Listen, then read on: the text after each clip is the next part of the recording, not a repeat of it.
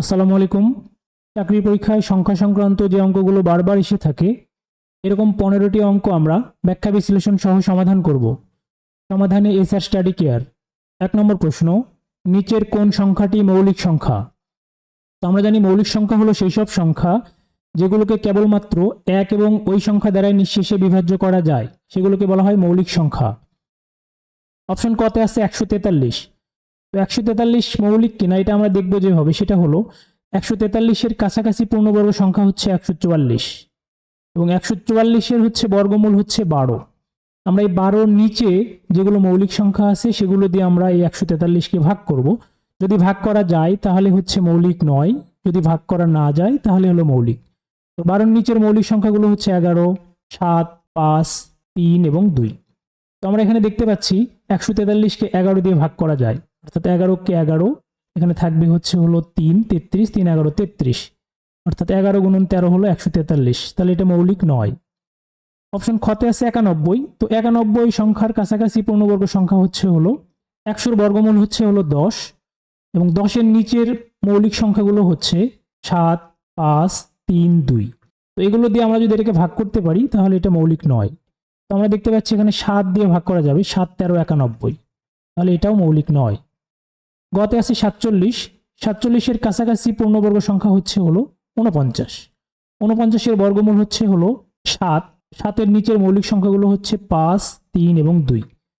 এখানে 47-কে 5 দিয়ে ভাগ করা যায় না, 3 দিয়ে করা যায় না, 2 দিয়েও ভাগ করা যায় না, তাহলে 47 হবে মৌলিক সংখ্যা।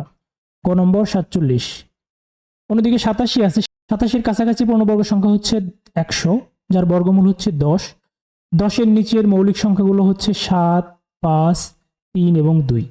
তো 87-কে আমরা 3 দিয়ে ভাগ করতে পারি, 3 দুগুণে 6 হয়, থাকবে হচ্ছে 2 এখানে, 27, 3 9 27, অর্থাৎ 3 29-এ 87 হয়, তাহলে এখানে মৌলিক সংখ্যা হবে গ নম্বর 47। √5 সংখ্যাটি কি সংখ্যা? √5 সংখ্যাটি অপশন কতে আছে একটি পূর্ণ সংখ্যা। তো আমরা জানি পূর্ণ সংখ্যা হচ্ছে হলো শূন্য, ঋণাত্মক সংখ্যা এবং ধনাত্মক সংখ্যা, এগুলোকে বলা হয় হলো পূর্ণ সংখ্যা। তো √5 পূর্ণ সংখ্যা নয়। কতে আছে একটি অমূলদ সংখ্যা। তো অমূলদ সংখ্যাগুলো হলো, আমরা জানি মৌলিক সংখ্যার উপরে যদি বর্গমূল থাকে তা সেই সংখ্যাটি হয়ে যায় অমূলদ সংখ্যা, তাহলে √5 একটি অমূলদ সংখ্যা, এখানে অ্যান্সার হবে খ নম্বর অমূলদ সংখ্যা। অন্যদিকে গতে আছে হচ্ছে একটি মূলদ সংখ্যা। তো মূলদ সংখ্যা হচ্ছে পূর্ণ সংখ্যা এবং ভগ্নাংশগুলো হচ্ছে মূলদ সংখ্যা। স্বাভাবিক সংখ্যাগুলো হচ্ছে হলো 1 থেকে শুরু করে যে সংখ্যাগুলো অসীম আকার, এগুলো হচ্ছে স্বাভাবিক সংখ্যা। আমরা মনে রাখবো সমস্ত মৌলিক সংখ্যার উপরে যদি √ওভার থাকে বা বর্গমূল থাকে তাহলে সেই সংখ্যাগুলো অবশ্যই অমূলদ সংখ্যা হবে, খ নম্বর অমূলদ সংখ্যা। 28 থেকে 58 এর মধ্যে মৌলিক সংখ্যা কয়টি আছে? তো 28 থেকে 58 এর মধ্যে মৌলিক সংখ্যা কয়টি, এটা আমরা একটা একটা করে মৌলিক সংখ্যা বের করেও করতে পারি, সেক্ষেত্রে সময় বেশি লাগবে। কিন্তু আমরা যদি এভাবে করি, আমরা 1 থেকে 100 পর্যন্ত মৌলিক সংখ্যার একটি সূত্র আমরা জানি যে 4 4 2 2 3 2 2 3 2 1, অর্থাৎ 1 থেকে 10 পর্যন্ত মৌলিক সংখ্যা আছে হলো 4টি, 10 থেকে 20 পর্যন্ত আছে হলো 4টি এবং 20 থেকে 30 পর্যন্ত আছে 2টি, 30 থেকে 40 2টি, এইভাবে মৌলিক সংখ্যাগুলো আছে। তো আমাদের এখানে বলছে হচ্ছে 28 থেকে 30। তো এটাকে আমরা যদি এভাবে ধরি যে 30 থেকে 60 পর্যন্ত ধরলাম, 30 থেকে 60 পর্যন্ত কয়টি সেটা আমরা বের করব। তো আমরা এখানে দেখতে পাচ্ছি এই যে 2টা হচ্ছে হলো 30 থেকে 40, 3 হচ্ছে হলো 40 থেকে 50-এর ভিতরে মৌলিক সংখ্যা 3টি এবং 50 থেকে 60-এর ভিতরে আছে 2টি। তাহলে আমরা এখানে দেখতে পাচ্ছি 30 থেকে 60-এর মধ্যে মৌলিক সংখ্যা হচ্ছে 2 3 5 7টি। 30 থেকে 60-এর ভিতরে মৌলিক সংখ্যা 60টি আছে, সংখ্যাটি আছে 28 থেকে, 30 থেকে নয়। তার মানে এখানে 28 এবং 29 এই দুইটার ভিতরে আমরা জানি 29 একটি মৌলিক সংখ্যা, তাহলে এখানে 1 যোগ হয়ে যাবে। আবার 58-র ক্ষেত্রে যেহেতু আমরা এখানে 60 ধরেছি, এখানে আমরা একটু বেশি ধরেছি, তার মানে হচ্ছে 58-র পরে একটা মৌলিক সংখ্যা আছে 59, তাহলে এখানে 59টা বাদ যাবে, অর্থাৎ একটা যোগ হবে একটা বিয়োগ হবে, দুটো কেটে যাবে, তার মানে 28 থেকে 58 পর্যন্ত মৌলিক সংখ্যা হবে 60টি, গ নম্বর 60টি। নিচের কোনটি অবাস্তব সংখ্যা? কোনো সংখ্যার বর্গ এর মান যদি ঋণাত্মক হয় তাহলে তাকে অবাস্তব সংখ্যা বলে।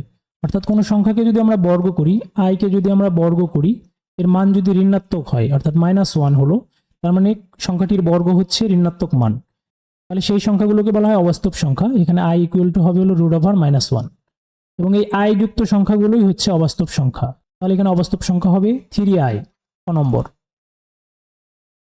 পৃথিবীতে মৌলিক ত্রিজোট সংখ্যা কয়টি? মৌলিক ত্রিজোড় বা প্রাইম ট্রিপলেট সংখ্যা হচ্ছে সেই ধরনের সংখ্যা, তিনটি মৌলিক সংখ্যার পার্থক্য হবে হচ্ছে 2, অর্থাৎ এরকম 3, 5, 7। দেখুন এখানে 5 এবং 3-এর মধ্যে পার্থক্য 2 এবং 5 এবং 7-এর মধ্যে পার্থক্য 2। এই তিনটি সংখ্যাই হচ্ছে মৌলিক ত্রিজোড় সংখ্যা। তাহলে পৃথিবীতে মৌলিক ত্রিজোড় সংখ্যা হবে একটি, ক নম্বর। 2 ও 3-এর মাঝে কতটি সংখ্যা আছে? তো এখানে 2 এবং 3-এর মাঝে পূর্ণ সংখ্যা একটিও নেই। আমরা যদি পূর্ণ সংখ্যা দেখি 2 থেকে 3, এর ভিতরে কোনো পূর্ণ সংখ্যা নেই। 2 এবং 3-এর মাঝে কোনো পূর্ণ সংখ্যা না থাকলেও দশমিক, ভগ্নাংশ, মূলদ, অমূলদ সব মিলিয়ে অসংখ্য সংখ্যা রয়েছে। অর্থাৎ আমরা যদি এরকম চিন্তা করি 2.1, 2.2, এভাবে দেখা যাবে অসংখ্য সংখ্যা এর ভিতরে রয়েছে। তাহলে 2 এবং 3-এর মাঝে অসংখ্য সংখ্যা রয়েছে, ঘ নম্বর অসংখ্য।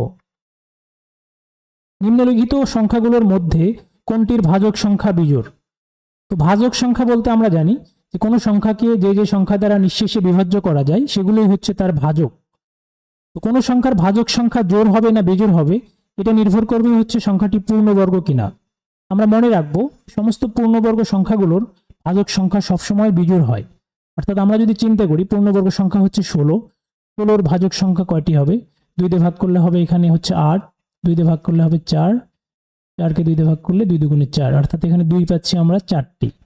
ভাজক সংখ্যা নির্ণয় করার জন্য পাওয়ারের সাথে আমরা 1 যোগ করে দেব, তাহলে হবে 5টি। তার মানে 16 একটি পূর্ণবর্গ সংখ্যা যার ভাজক সংখ্যা হলো 5টি, অর্থাৎ বিজোড়। এরকম সমস্ত পূর্ণবর্গ সংখ্যার ভাজক সংখ্যা অবশ্যই বিজোড় হবে। তো আমরা এখানে দেখতে পাচ্ছি পূর্ণবর্গ সংখ্যা রয়েছে হচ্ছে 1024, যার বর্গমূল হলো 32। 1024 যেহেতু পূর্ণবর্গ সংখ্যা, তাহলে এই 1024-এর ভাজক সংখ্যা হবে বিজোড়, ক নম্বর 1024। 6টি পরপর পূর্ণ সংখ্যা দেওয়া আছে, প্রথম 3টির যোগফল 27 হলে শেষ 3টির যোগফল কত? এখানে পরপর পূর্ণ সংখ্যা বলতে আমরা যদি ধরে নিই যে প্রথম সংখ্যাটি x, তাহলে পরের সংখ্যাটি হবে হলো x + 1, তারপরের সংখ্যাটি হবে x + 2 এবং তারপরের সংখ্যাটি হবে x + 3, তারপরে হবে x + 4, x + 5। এই 6টি সংখ্যার বলা হয়েছে প্রথম 3টির যোগফল 27, তাহলে প্রথম 3টির আমরা যোগফল লিখব হলো 27।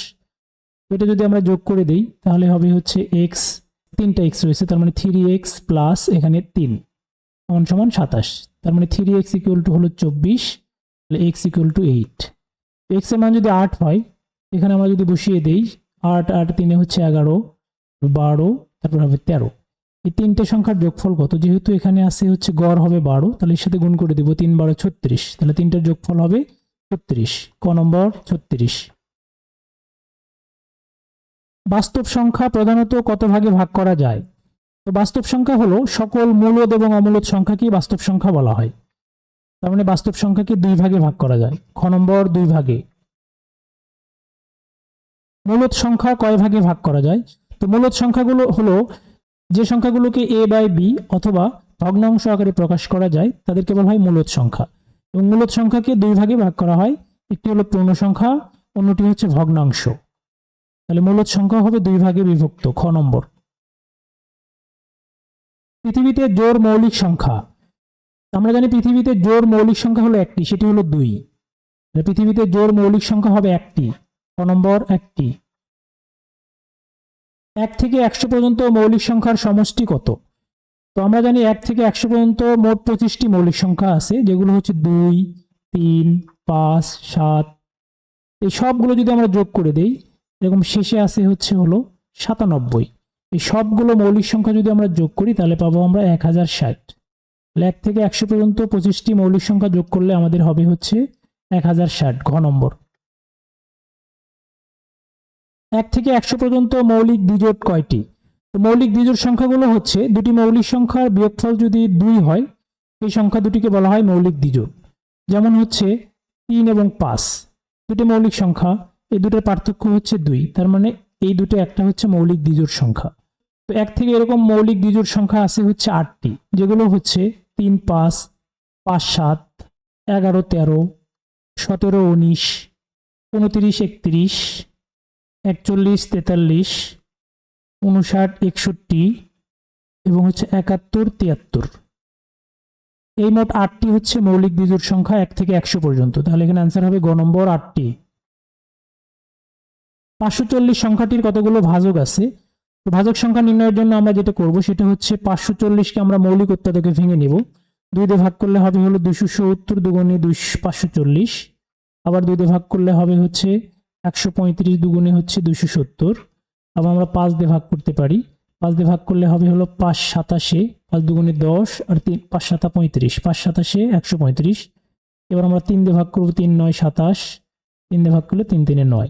তাহলে আমরা এখানে পাচ্ছি হলো 2টি, অর্থাৎ 2 স্কয়ার গুণন 5 আমরা পাইছি হচ্ছে 1টি, 5 এর পাওয়ার 1, 3 পাইছি আমরা 3টি, মানে 3 এর পাওয়ার কিউব।